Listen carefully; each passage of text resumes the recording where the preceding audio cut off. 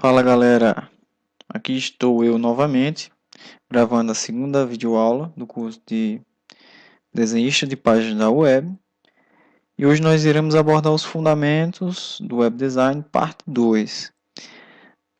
Esse slide estará disponível lá para vocês e basicamente hoje iremos tratar sobre o conteúdo sobre padrões web, ou seja, os web standards. Vamos entender o que é isso e como aplicar isso nos nossos projetos. Iremos entender também, basicamente, como trabalhar com cores, diversos tipos de cores nos nossos projetos. Iremos entender o que é tipografia, o estudo dos tipos, né, das fontes.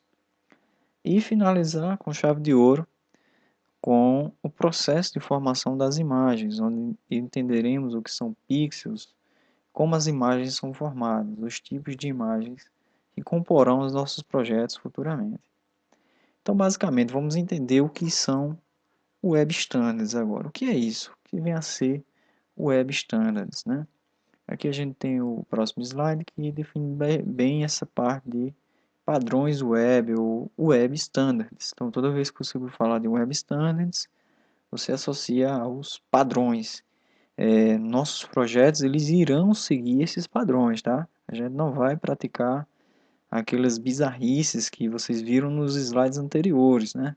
Aqueles sites da Tidinha, o Ilito, né? Aquilo ali foge completamente da nossa realidade em busca de um processo profissional completo, né? Então, a empresa, né, o consórcio, a organização que gerencia os padrões, a padronização na web, é chamada de W3C, certo? Como está aí na imagem. Essa empresa, essa organização, ela rege essas regras para que sites como aqueles lá não sejam classificados como profissionais, né? Imagine só se não houvessem regras, né, no mundo.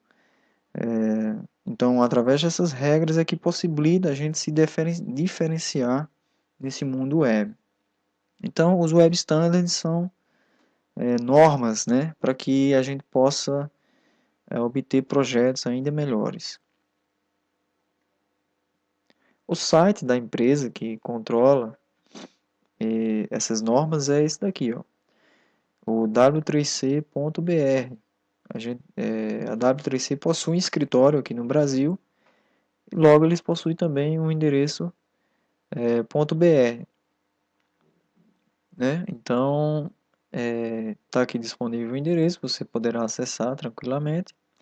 Vamos entender aqui o que ele está falando nesse slide. Web Standards é um conjunto de normas e diretrizes, recomendações, notas e artigos, tutoriais e afins de caráter técnico produzido pela W3C, ou seja, são normas, né, que nós iremos implementar em nossos projetos e que deverão ser seguidas à risca, para que esse projeto ele ganhe mais visibilidade e que ele seja um projeto profissional, como eu já falei. O objetivo dessas normas é destinar e orientar os fabricantes, né, desenvolvedores e projetistas para o uso de práticas que possibilitem a criação de uma web acessível a todos.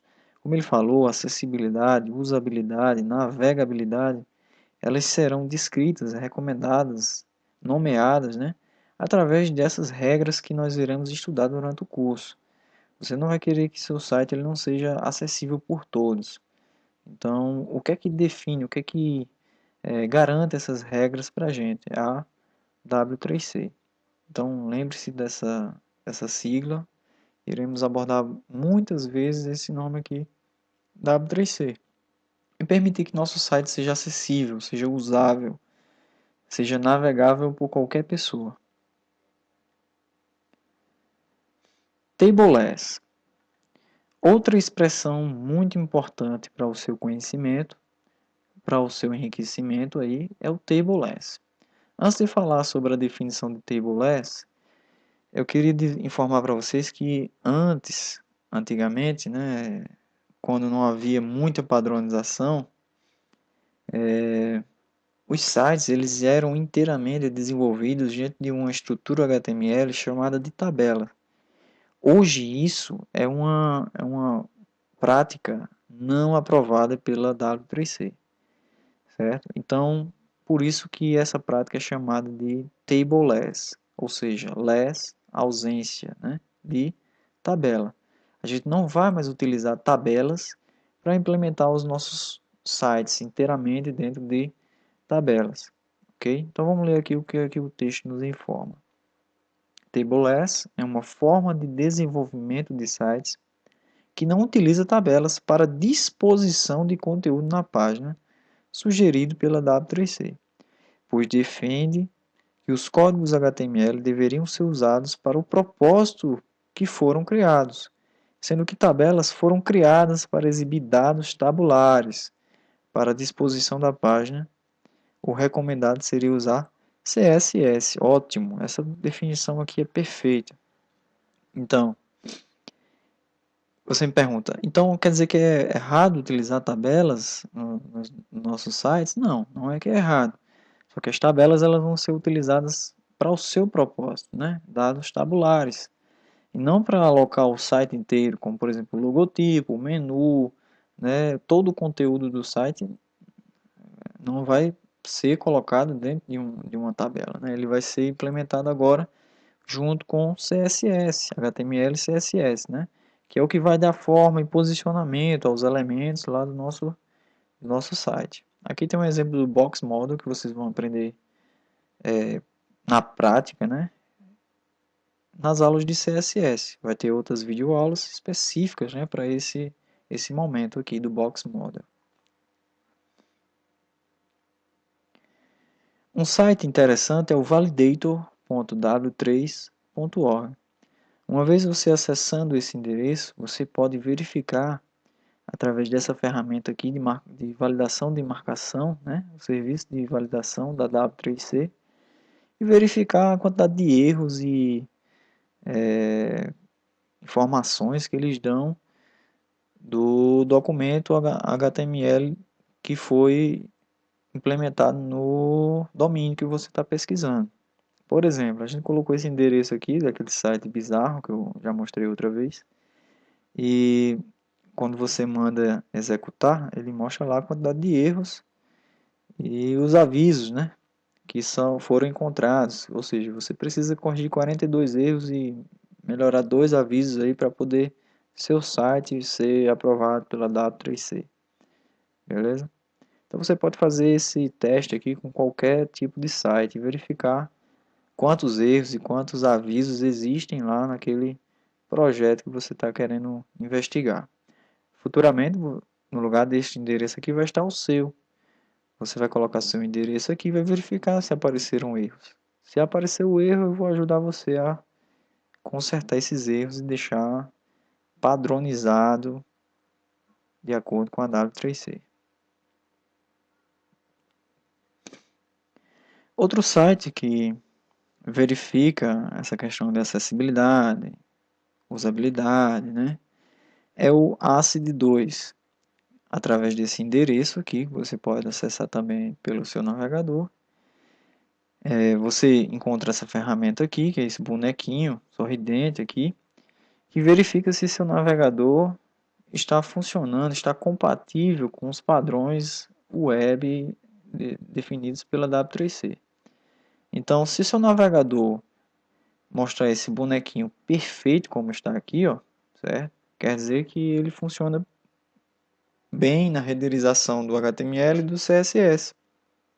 Logo, se seu navegador mostrar esse bonequinho com algum defeito, com esses quadradinhos aqui saindo, alguma deformidade aqui no bonequinho, quer dizer que o seu navegador ele possui problemas de renderização do HTML e do CSS. Isso acontece bastante com quem usa o Internet Explorer, certo? O navegador Internet Explorer. Acontece bastante. Ok, finalizamos essa parte de Web Standards. Você já entendeu o que é Tableless, a organização que gerencia essas normas, né? Essas diretrizes que permitem que nossos projetos fiquem profissionais no final das contas, né? Agora é importante começar a trabalhar essa questão aqui, ó, da teoria das cores, que é fundamental para a sua formação como web design, certo? Então, o que seria a cor? A cor, ela está literalmente nos olhos de quem vê, né? A sensação da cor é resultado da resposta do olho humano à luz e da interpretação dessa resposta pelo sistema nervoso. Então, a cor só é possível graças à luz que existe no ambiente, né? Se não existe luz, não existe cor. Nosso olho ele não percebe as cores, né? Isso é uma coisa bem clara, né, de se falar. Quando falamos em cores, a gente pode dividir as cores em cores frias e cores quentes, né? As cores frias aqui, ó, dividido nessa linha pelas cores quentes, a gente visualiza aqui, ó, as cores azul, azuis mais claros e verdes, né? E aqui nas cores quentes a gente encontra cores como o vermelho, né, o rosa, o lilás, laranja e o amarelo. Então, essa definição de cores frias e cores quentes ela é bem intuitiva, porque você visualiza que as cores frias elas representam essa questão de gelo, de frio, né? E as cores quentes elas representam essa questão de cores de quintura, né? De calor, ok?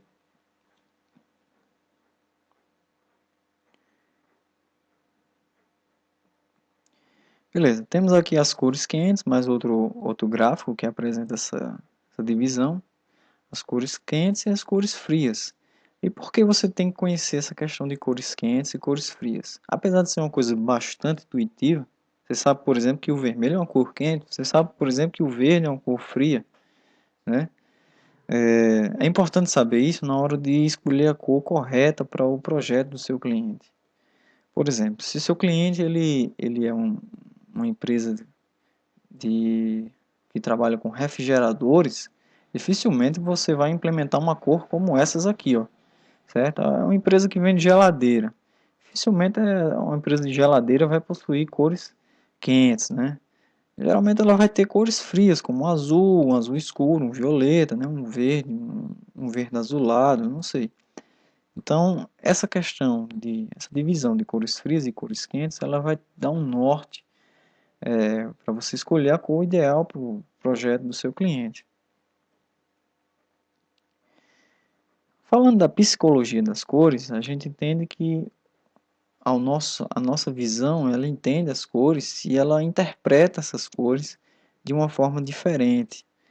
Por exemplo, a gente tem aqui, ó, nessa tabela as variadas cores e o que é que ela significa, né, para cada pessoa que visualiza essa cor.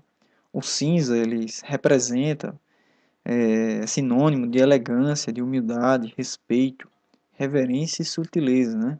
Então, se você está querendo transmitir essa mensagem aqui, você utiliza o cinza. Se você está querendo transmitir a mensagem de paixão, força, energia, amor, liderança, masculinidade, alegria, né?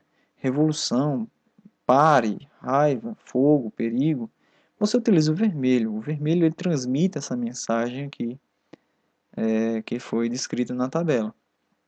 O azul ele transmite essa mensagem de harmonia, confidência, conservadorismo, austeridade, monotonia, dependência, tecnologia e liberdade. Já percebeu que muitas empresas de tecnologia utilizam em massa o azul? Por exemplo, a Intel, né, a Microsoft também utiliza o azul. São empresas que utilizam isso aqui porque transmite essa mensagem de tecnologia, ok? O ciano ele transmite a mensagem de tranquilidade, paz, sossego, limpeza e frescura. O verde, o verde é muito típico, né? Para você remeter a ideia de natureza, primavera, fertilidade, né? Juventude, desenvolvimento, riqueza. Nos Estados Unidos, riqueza, dinheiro, o verde é bastante utilizado, principalmente por empresas de bancos, né? Lá nos Estados Unidos. Sorte, ciúmes, ganância e esperança.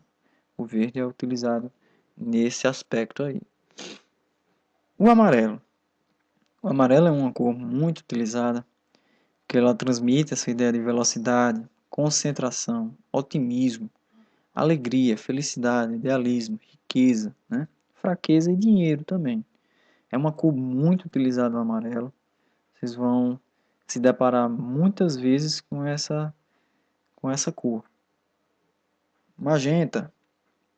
Magenta é muito parecido, é o rosa, né? O rosa que a gente conhece. Transmite a ideia de luxúria, sofisticação, sensualidade, ó, feminilidade e desejo. Principalmente essa questão de sensualidade e feminilidade, né? O magenta ele transmite muito bem essas duas ideias aqui, ó. Violeta, espiritualidade, criatividade, realeza, sabedoria, resplandecência e dor, né?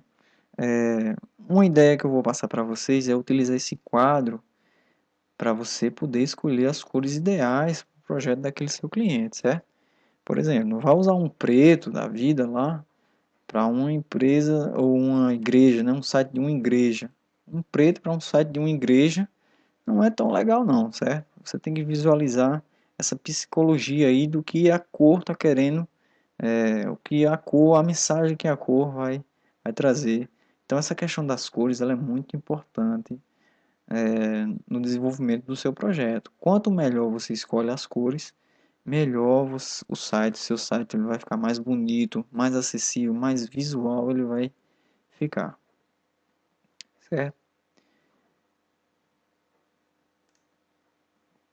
Aqui temos um outro quadro que representa aquilo lá, certo? Eu gosto de mostrar aqui, por exemplo, essas cores aqui, ó, o violeta, o roxo, né? O vermelho e o laranja. Essas cores, elas têm uma coisa em comum, que é a questão da fome, da comida, né? Da fome, ó, fome, fome, comida, certo? Essas três cores aqui, juntamente com o amarelo também, né? Vamos botar aqui o amarelo, o laranja, o roxo e o vermelho. São cores muito utilizadas por restaurantes, por empresas que trabalham com alimentação, certo? Então, se você for contratado por uma empresa que trabalha com alimentação, verifique e analise que essas cores aqui, com certeza uma dessas quatro cores aqui serão utilizadas, beleza? O chocolate também, o marrom aqui, né? Cor marrom também é bastante utilizado nesse ramo alimentício, né? Mas, contudo, todavia, né, o amarelo, o laranja, o roxo e o vermelho são mais fortes, são mais presentes nessa área. Beleza, aqui tem um pequeno exercício para você praticar essa questão das cores. Você vai fazer esse exercício mental, né, depois aí na sua casa. Você vai verificar quais seriam as cores para cada empreendimento que foi colocado aqui. Por exemplo, o exercício é verificar aqui o Pizzas da Teca, né? Verificar quais são as cores que seriam ideais para essa empresa. Você acha que um azul cairia bem para o Pizzas da Teca? Você acha que cairia bem um verde? Bom, não seriam cores muito legais, né? O ideal aqui era utilizar cores quentes, que remetem à fome, como o vermelho, o laranja, né? Você poderia utilizar esse tipo de cor, principalmente o vermelho e o laranja, nessa questão da pizza jateca. Então fica aí a dica, vocês podem fazer o exercício aqui, e é para isso que servem a psicologia e as cores frias e quentes, né? O entendimento desses dois aspectos aí.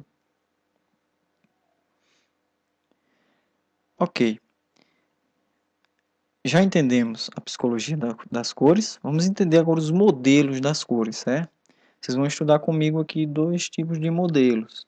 O mais importante que eu gostaria que vocês memorizassem e estudassem e analisassem é o modelo RGB. Este modelo é, sem dúvida, o modelo de cores mais importante que você vai trabalhar. Por quê? Porque é ele que é utilizado nos nossos projetos web. RGB é a junção de três palavras: Red, Green e Blue. Para quem não sabe, o verde, o vermelho e o azul são as três cores primárias da natureza. três cores primárias da natureza. Através da junção dessas três cores, a gente obtém outras cores. Por exemplo, nessa imagem você tem a interseção entre green e red, e você obtém, através dessa interseção, o amarelo. Você tem a interseção entre red e blue. Nessa interseção você encontra o pink, ou rosa. Você tem a interseção entre azul e verde, e encontra um azul ciano. E a interseção entre as três cores forma o branco, entendeu? Então, através dessas três cores, você forma as outras demais, garantindo pela intensidade de cada cor dessa daqui que vocês vão analisar mais adiante.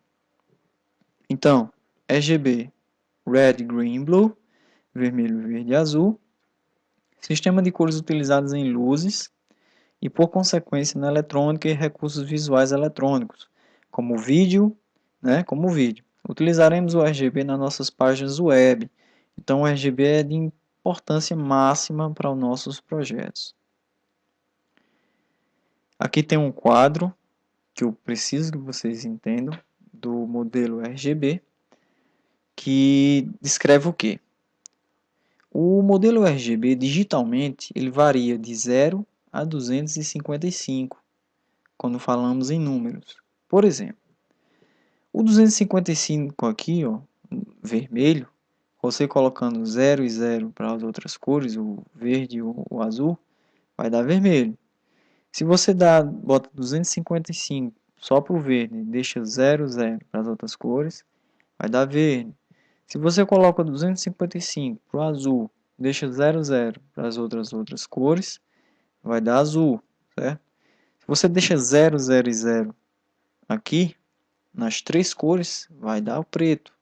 Se você bota a união delas, 255, 255, 255, vai dar branco. Como é que você pode praticar isso daqui? Olha só como é legal.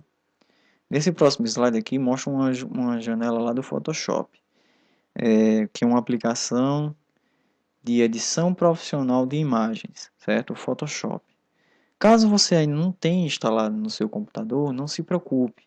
Haverá uma videoaula que ensinará passo a passo a instalação desse aplicativo no seu computador. Só que, para fins de exemplificação, eu vou abrir o Photoshop aqui no meu computador. Eu estou usando o Photoshop 64 bits, certo? Aqui está o Photoshop. Em uma outra aula será apresentado detalhadamente cada ferramenta, cada área dessa aplicação, certo? Só que aqui eu vou fazer um pequeno exemplo para demonstrar essa questão do RGB para vocês. Eu vou vir aqui no menu Arquivo, clicar aqui em Novo, certo? Aqui eu vou criar um novo arquivo, certo? Aqui você define largura, altura, resolução. Isso daqui será explicado detalhadamente em outras aulas.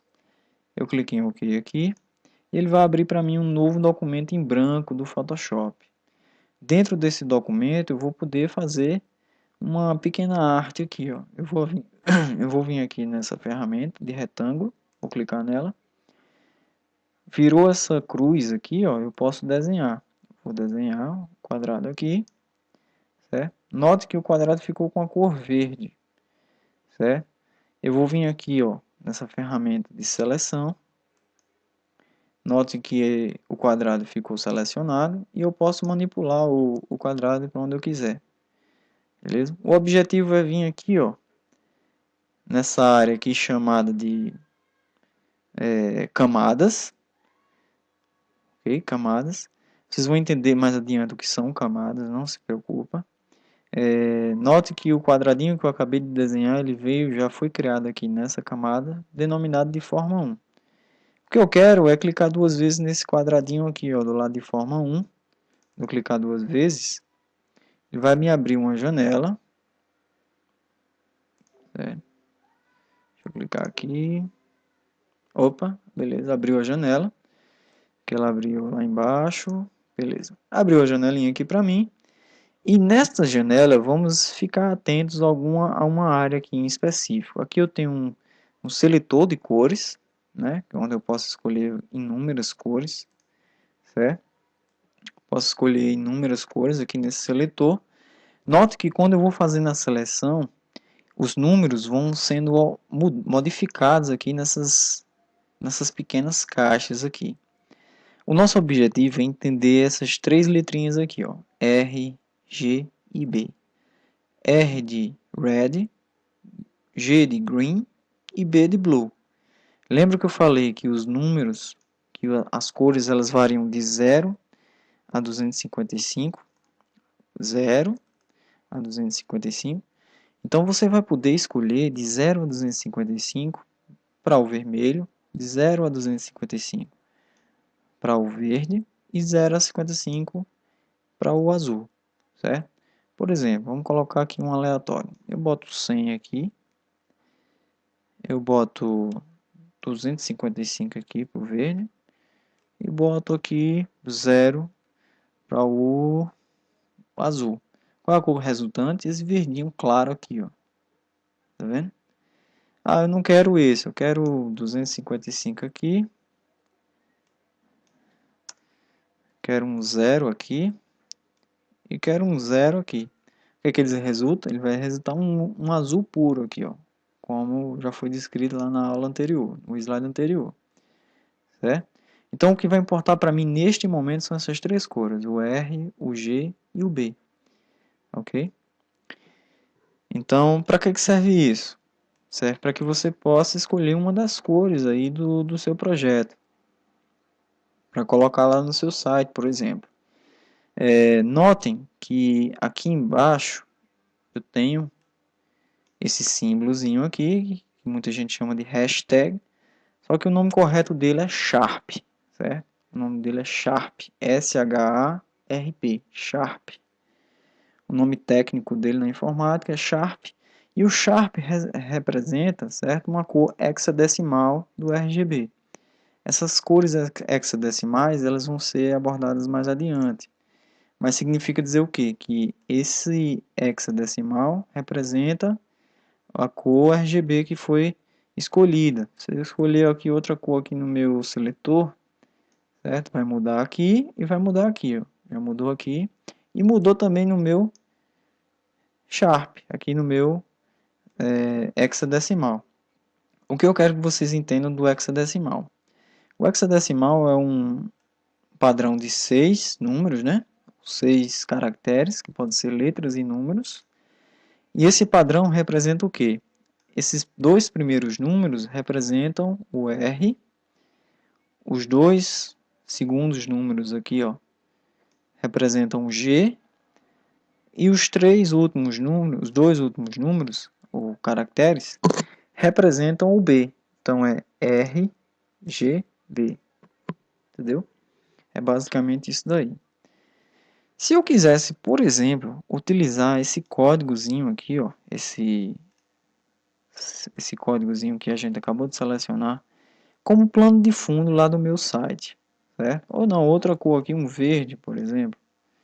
Esse verde aqui, ó, certo? Uma cor mais clara para ficar mais entendível aí para vocês. Digamos que eu gostei desse verde e eu quero usar lá no meu site. Eu seleciono esse número aqui, esse número hexadecimal, copio, né? Vou copiar. Vou abrir aquele código que a gente fez na última aula, certo? Do minha página.html.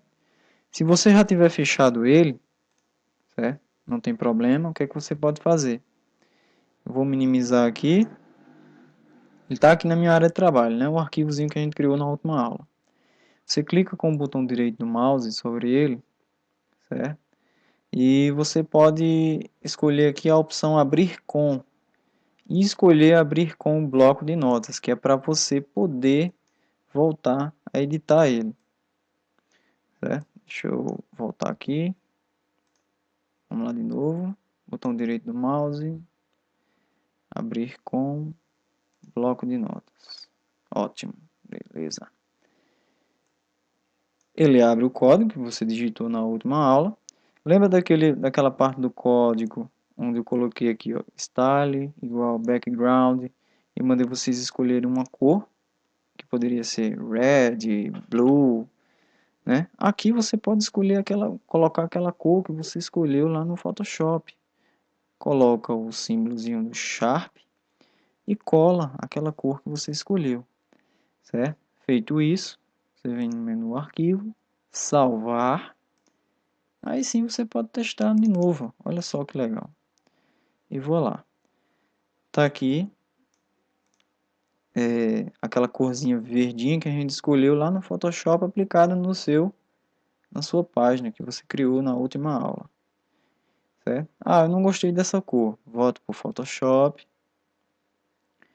venho aqui na janelinha, escolher aqui um vermelho, uma cor alaranjada, né? Escolhe aqui um alaranjado, certo?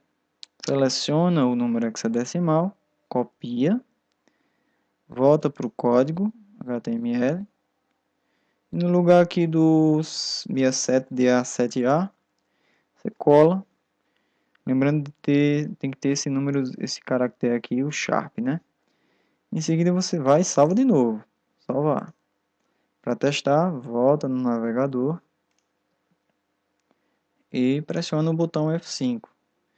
Nota que já ficou laranjinha aqui, ó, porque foi a cor que eu escolhi lá no Photoshop. Então essa daqui é a utilização prática, certo, do modelo RGB, que eu acabei de falar para vocês, que é de extrema importância para o conhecimento de vocês. Então, recapitulando, as cores RGB, digitalmente, elas variam de 0 a 255 e possuem um número hexadecimal, representado pelo Sharp, que você tem os dois primeiros dígitos, a cor red, que é o vermelho, os dois aqui, ó, do meio, o green, que é o verde, e os dois últimos representando a cor azul, certo? Que é o blue. E é simples assim, gente. Ok, aqui eu vou fechar. Vou só minimizar o Photoshop. E vou voltar aqui para o nosso slide. Tirar aqui o... Pronto. Voltamos para o slide. Aqui está aquele exemplo que eu acabei de fazer com vocês. E fica aí para que você possa fazer a prática. Se você não tem o Photoshop agora, não tem problema. Teremos uma videoaula específica sobre Photoshop que ensinará você a instalar na sua residência.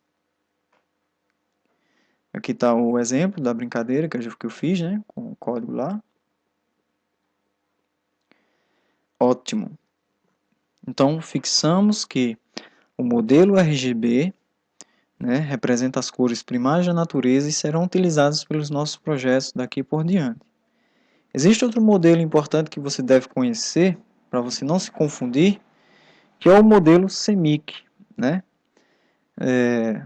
O modelo CMYK é um modelo que representa aquelas mesmas cores que nós já abordamos, né? Só que agora ele tem o amarelo aqui no meio, né? Que é o yellow. Então a gente tem o cian, que é o azul, né? O azul claro, o magenta, que é o rosinha aqui, né? O Y, que representa o yellow, o amarelo, e o K, que é o preto, ok? Que é o black. Então, essas cores aqui, esse padrão de cores, esse modelo de cores é mais utilizado para que você possa efetuar impressão de documentos, né? Principalmente em gráficas, né? E em serigrafias. Então, o modelo CMYK ele vai ser utilizado exclusivamente para essa questão de impressão de documentos ou de gráficos, né? Em geral. O padrão CMYK ele está presente lá no Photoshop também, certo? Vou voltar aqui, dar uma aproximada aqui para vocês entenderem. Ele está aqui, eu tenho aqui com minha camada, clico duas vezes aqui em cima. Ó, note que aqui eu tenho o RGB e aqui do lado eu vou ter o CMYK. Só que esse padrão ele não vai ser necessário para o nosso trabalho. É só uma questão de informação para que você não possa confundir o CMYK com o RGB. Existem outros padrões de cores aqui em cima, como o HSB e o Lab, que também não serão necessários para nossos trabalhos. Para a gente só vai importar o que? O RGB, certo? O outro padrão que eu acabei de falar foi o CMYK, que é o padrão de cores utilizados para impressão, ok? Voltando lá para o nosso slide.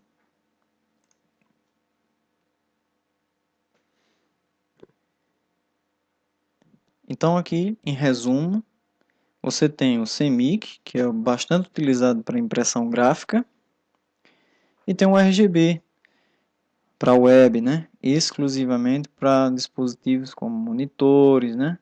Para web. Então lembre-se que o RGB será utilizado por nós bastante. Então não esqueça dele não, tá?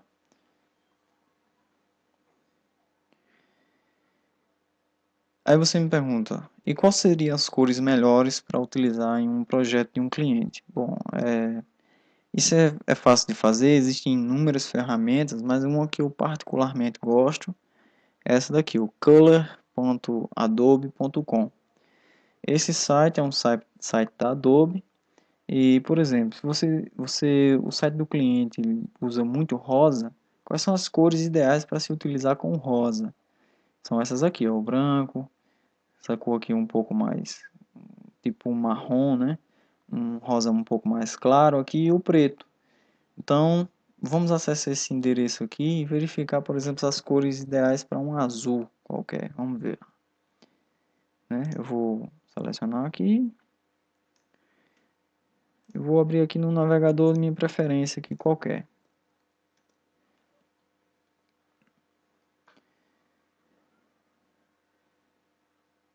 Tá aqui o color, né?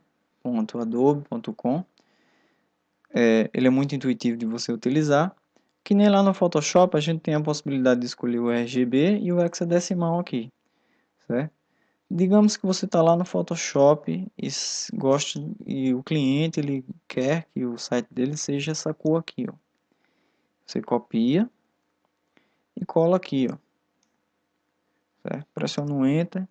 Note que aquela cor vai aparecer aqui e ele vai mostrar para você quais são as cores ideais para se utilizar junto com essa cor, certo? O cliente não gosta da cor RGB, ele está usando um CMYK lá. E você pode clicar aqui nessa setinha para baixo e escolher outros modelos de cores, como eu já falei para você. Mas o ideal é trabalhar com um RGB, que é um projeto web. Então, o que é ideal para trabalhar com o verde? O amarelo, o vermelho, o azul aqui, ó, e esse outro verde aqui, certo? O que é ideal para trabalhar? Vamos escolher outra cor aqui no nosso seletor. Para trabalhar com esse azul aqui, ó. Seleciono o hexadecimal dele e colo aqui. Dou um Enter.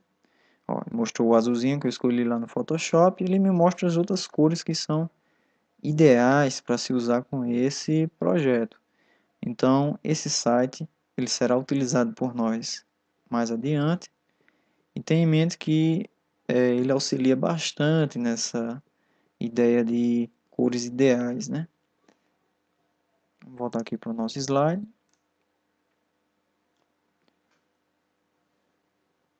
Tá dada a dica aí das cores e finalizamos o trabalho com cores, né? Basicamente, gente, é só lembrar do modelo RGB, que é de fato o mais importante, né? Nessa questão de cores. Tipografia. Tipografia é o estudo dos tipos, né? Das fontes. O termo tipo é o desenho de uma determinada família de letras, né? Que podem ser Verdana, Arial, Futura, Helvética, né? São exemplos de tipos. As variações dessas letras são a light, a itálico, o negrito, né? Por exemplo, de uma determinada família são as fontes desenhadas para a elaboração de um conjunto completo de caracteres que consta do alfabeto em caixa alta, maiúsculas, né? E caixa baixa, minúsculas, números, símbolos e pontuação. Ou seja, o estudo que nós iremos trabalhar agora é o estudo da família das fontes, né? Como tem vários tipos, Vocês vão entender quais são as fontes ideais para se utilizar na web, para se utilizar no projeto, no próprio projeto do seu cliente. A fonte é uma área muito importante porque ela garante um visual diferenciado para o projeto do seu cliente. Então, para começar a trabalhar com os tipos, não as fontes, vamos entender aqui basicamente como se formam os tipos de fonte, né? Temos aqui a anatomia do tipo, né? Onde essa anatomia é construída basicamente pela ascendente, a linha central, linha de base e descendente. Para você criar uma fonte, você tem que ter esses 3 itens, esses 4 itens aqui, para formar um tipo de uma fonte, né? Logo abaixo aqui a gente tem as partes da fonte que vão garantir o entendimento, né, dos tipos. Por exemplo, aqui a gente sabe que tem uma haste, representada por essa área aqui, ó, amarelo. A barriga, representada por essa área aqui, ó, em amarelo.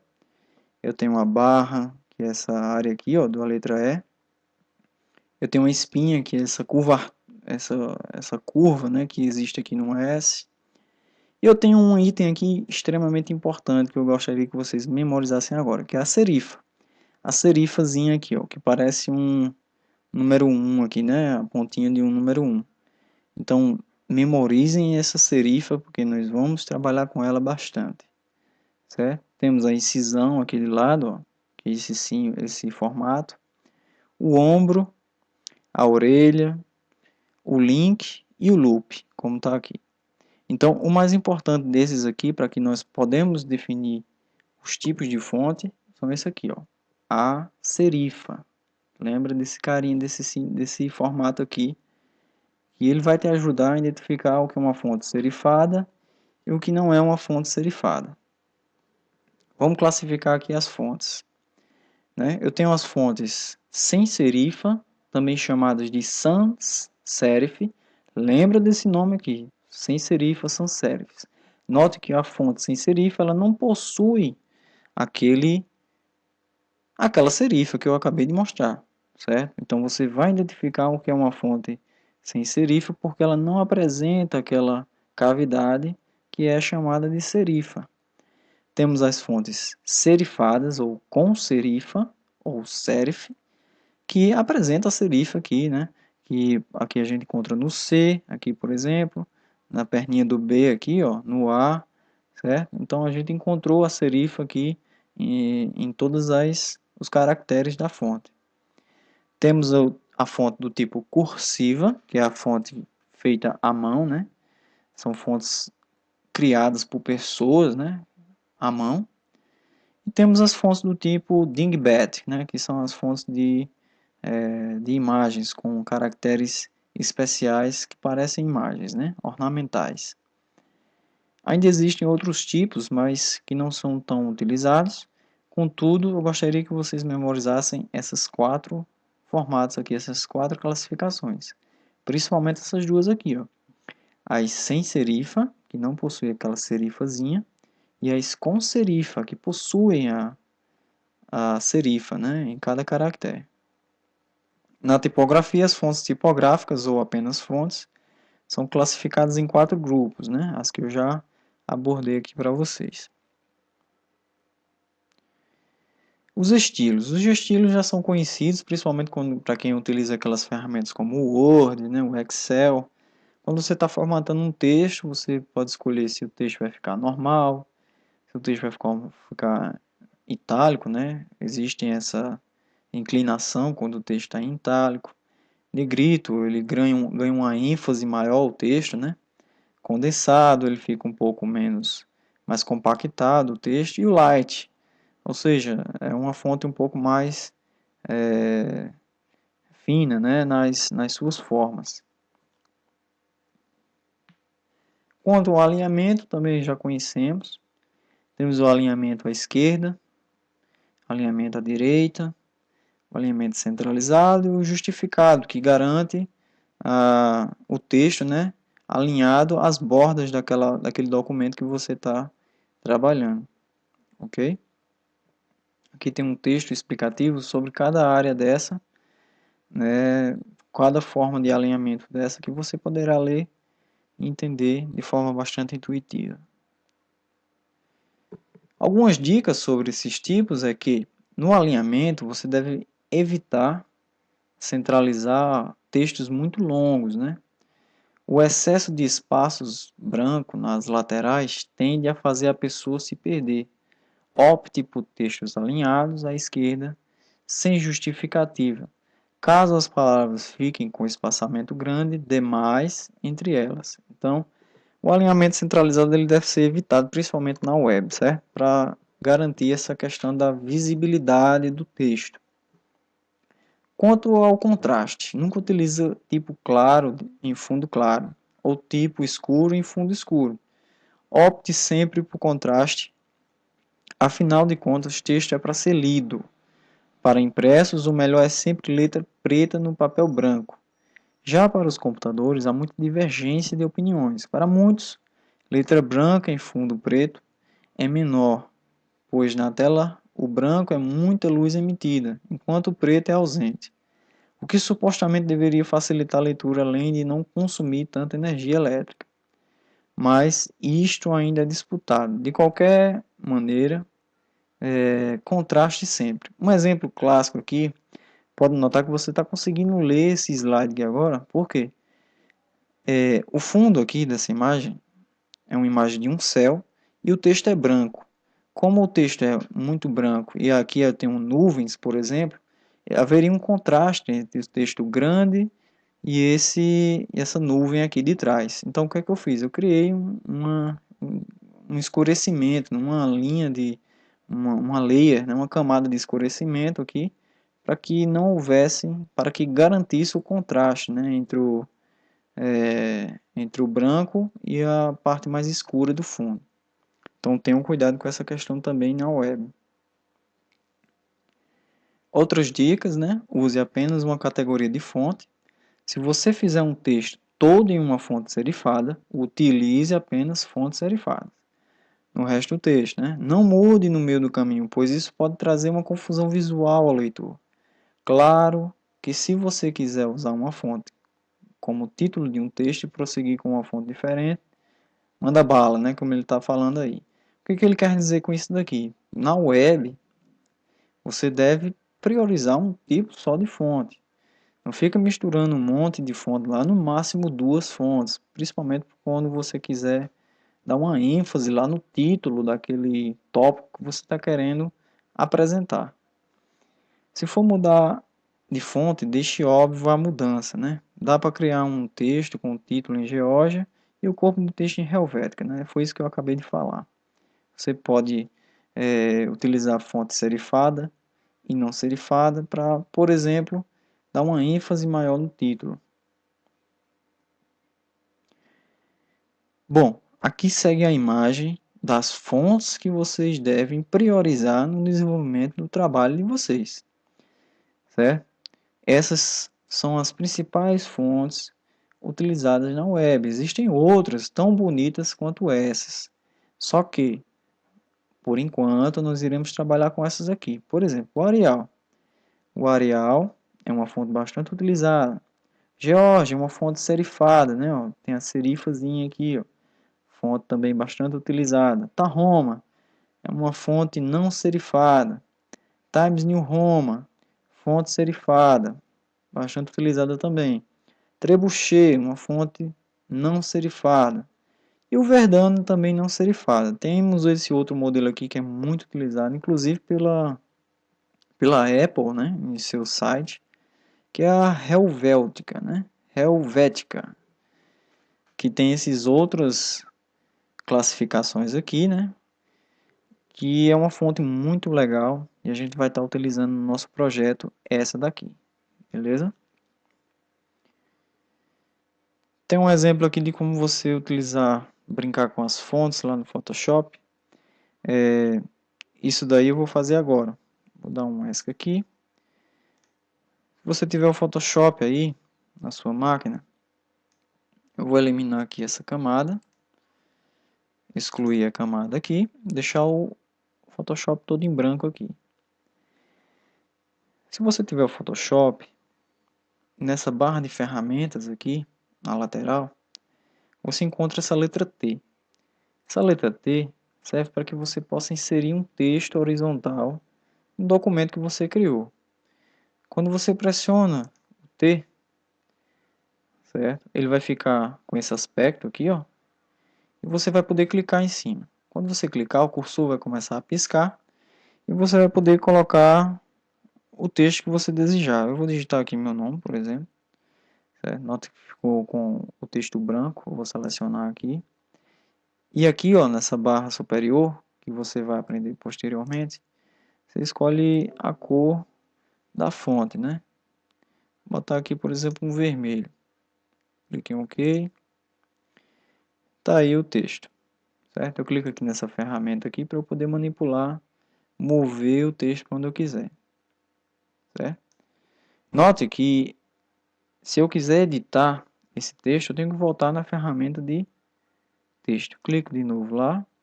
Quando virar o cursorzinho aqui, eu posso posicionar aqui, clicar e modificar, certo? Para o que eu quiser.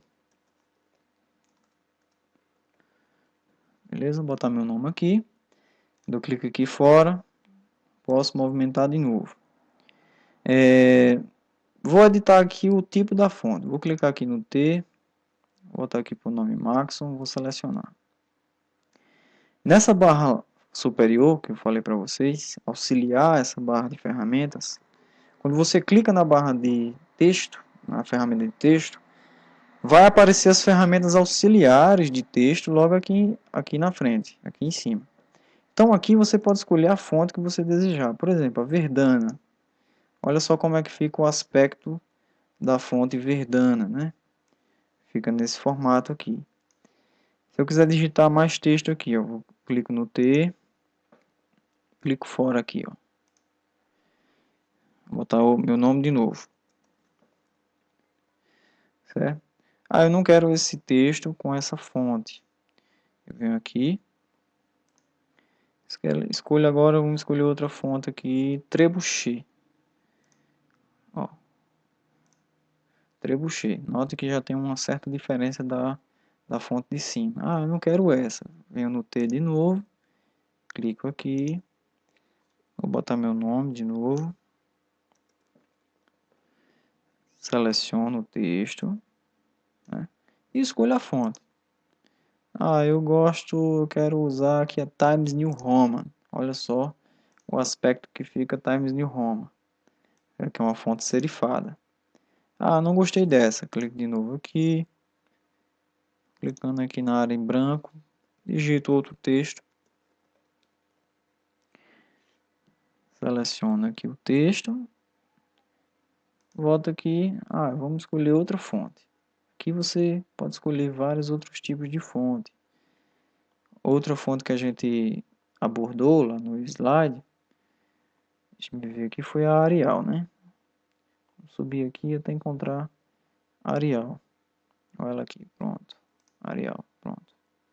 Clico aqui na ferramenta de mover e olha só, estão aí as fontes variadas. Aí existem centenas de outros modelos que você vai poder estar utilizando no site, beleza?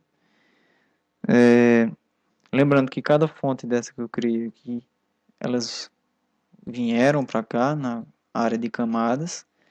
Lembrando que isso aqui é só uma demonstração, posteriormente iremos estudar cada parte dessa, viu pessoal? Então, vamos voltar para o nosso slide, foi só uma exemplificação.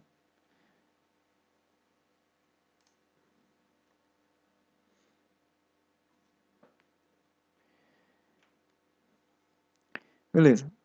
Fujo dessas fontes aqui quando o assunto é web, beleza? Essa questão de Comic Sans e Jokerman, né?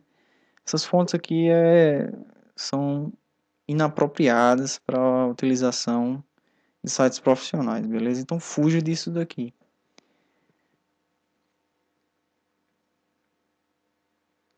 As fontes elas são utilizadas para você criar um logotipo.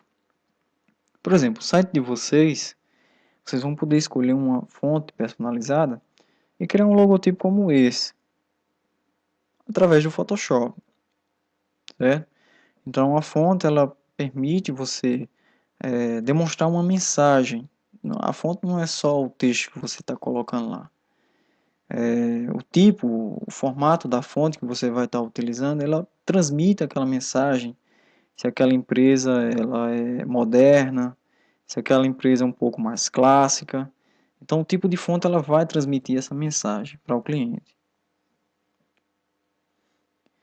Beleza, para finalizar a aula de hoje, vamos finalizar aqui os fundamentos, o processo de formação das imagens, né?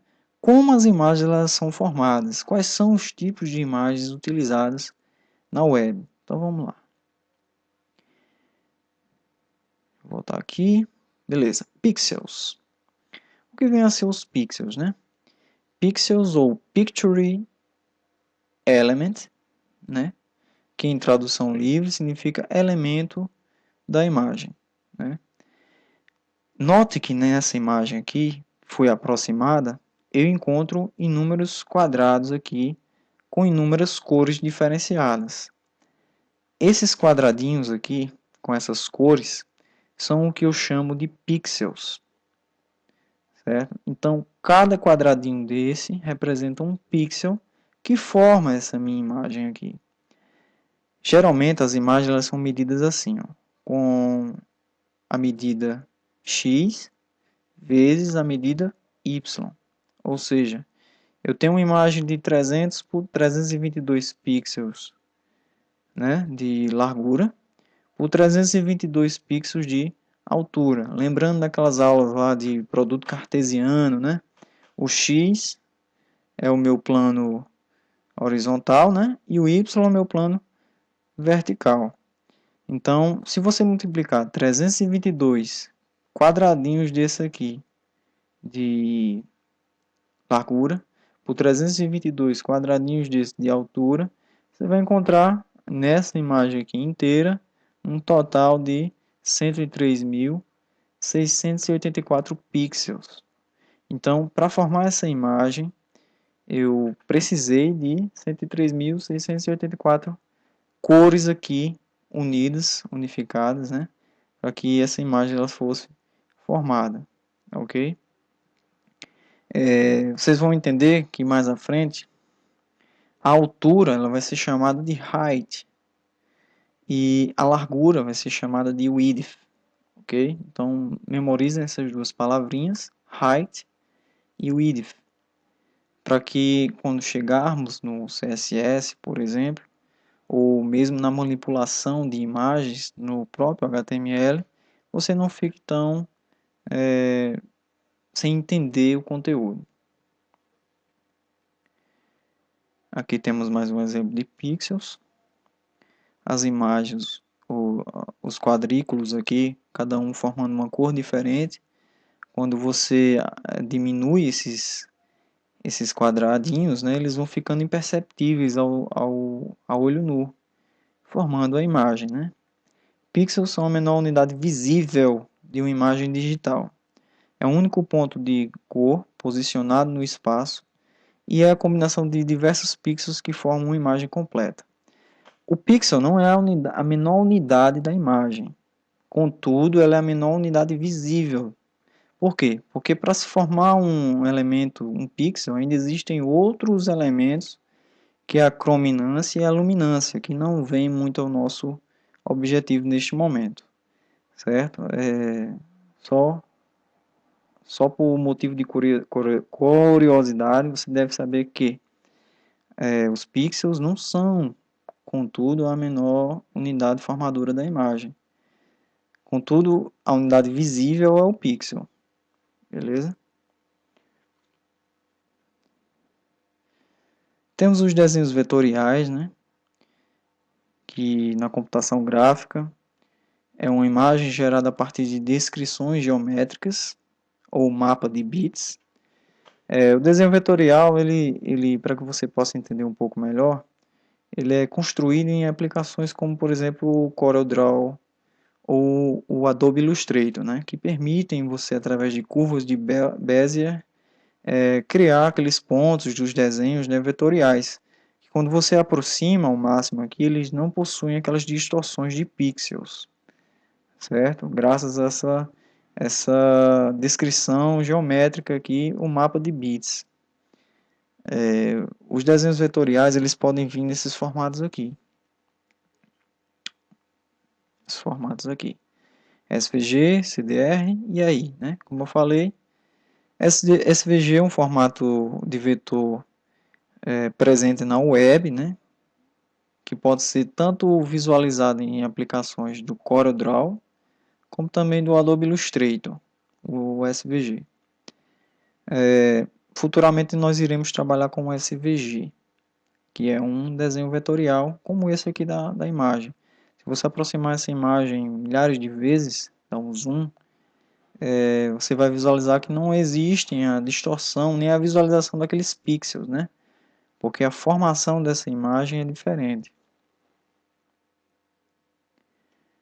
Dentre os tipos de imagens, nós vamos encontrar esses aqui, principalmente os mais encontrados na web, né?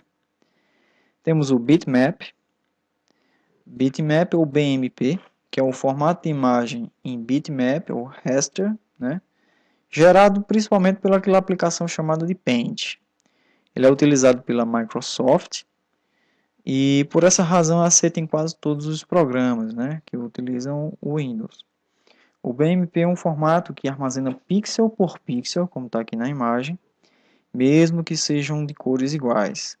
Sendo assim, ao gravar uma imagem em bitmap, não temos perda de qualidade, mas ao mesmo tempo o tamanho do arquivo fica muito grande. Pela transferência de imagens surgiu a necessidade de compressão do arquivo. As extensões de compressão de imagem mais comuns são GIF, JPG e PNG, descritas a seguir. Então essa definição é para informar para vocês que o bitmap, ou mapa de bits, né, ele não tem compressão, como você vai visualizar daqui a pouco nos outros modelos. Essa imagem ela armazena todos os pixels puros da imagem, né, e por isso que o tamanho dela fica tão inviável para ser utilizado em sites web. Então, quais são os tipos de imagens utilizados na web de verdade?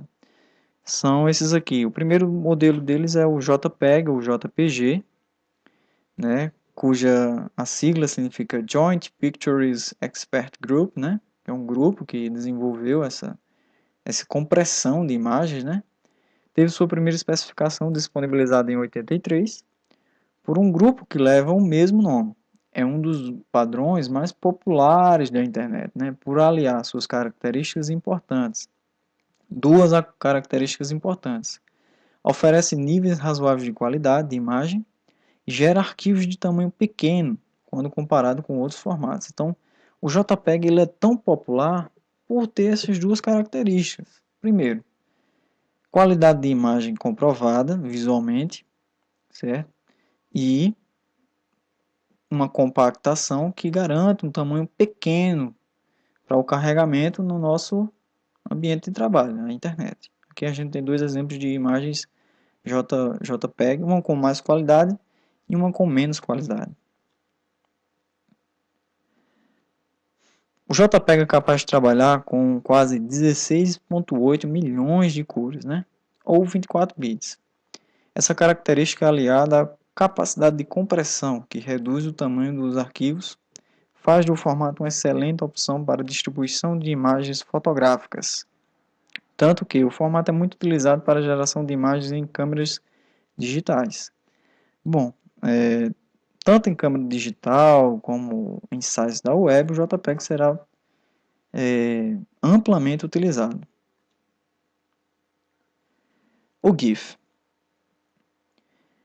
O GIF, ou Graphics Interchange Format, né, gera arquivos de tamanho reduzido. No entanto, seu uso não é muito comum em fotografias, já que é capaz de trabalhar com apenas 256 cores, ou 8 bits. Se o JPEG trabalha com 24 bits e com quase 16 milhões de cores, né, mais de 16 milhões de cores, o bichinho do GIF só trabalha com 8 bits ou 256 cores. Isso não garante o GIF como uma imagem ideal para imagens de alta resolução, né? Assim, sua utilização é muito comum em ícones, ilustrações ou qualquer tipo de imagem que não necessita de muitas cores ou de muita resolução, né, como ele falou aqui. O formato GIF ainda tem outro diferencial, que é a capacidade de permitir o fundo transparente. Mais adiante vocês vão entender isso aqui comigo lá no Photoshop. O GIF passou a permitir a inserção de uma sequência de imagens em um único arquivo. Como está aqui no exemplo aqui, isso é uma imagem denominada de GIF, que foi montada frame a frame. O que é o frame? Cada momento desse aqui é um quadro, né? É um quadro, é uma imagem. Então, quando você adiciona um tempo, uma linha de tempo a esses quadros, ele forma esse movimento que você pode visualizar aqui na imagem. E temos outros exemplos de GIFs. O GIF é muito popular na web, né? Principalmente para fazer essas animações rápidas e que de alto nível de carregamento, né? Aqui você visualiza vários exemplos de GIFs.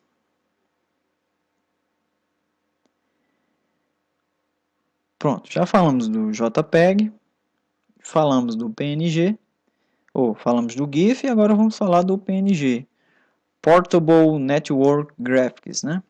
PNG.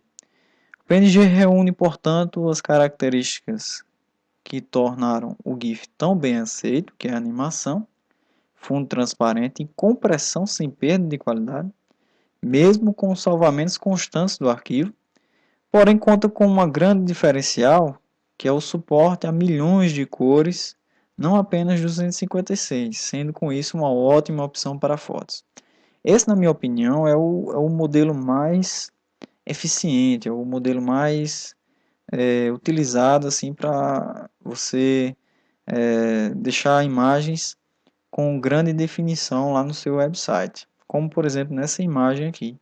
Uma característica interessante é o fundo transparente. Essa característica será bem detalhada nas aulas de Photoshop, mas significa que você vai ter uma imagem lá que não tem o fundo branco ou com outra cor. Isso permite deixar o visual do seu projeto um pouco melhor, entendeu? Então, em resumo, a gente tem aqui as três cores, as três imagens, três tipos de imagem utilizados nossos projetos, que é o GIF, 256 cores, 8 bits, JPEG, uma qualidade um pouco melhor que a do GIF, 16 milhões de cores, 24 bits, e o PNG, milhões de cores, né? Tão bom quanto o JPEG, tão bom quanto o GIF, possui a capacidade de transferência, de transparência, né, da imagem e alta definição. Tem outros formatos, que é o formato PDF, que será trabalhado por nós mais adiante, e o formato PSD, que é o formato do Photoshop, que será trabalhado também mais adiante. Então, pessoal, eu fico por aqui. Essa é o final da segunda aula. Visualizem mais vezes esse vídeo.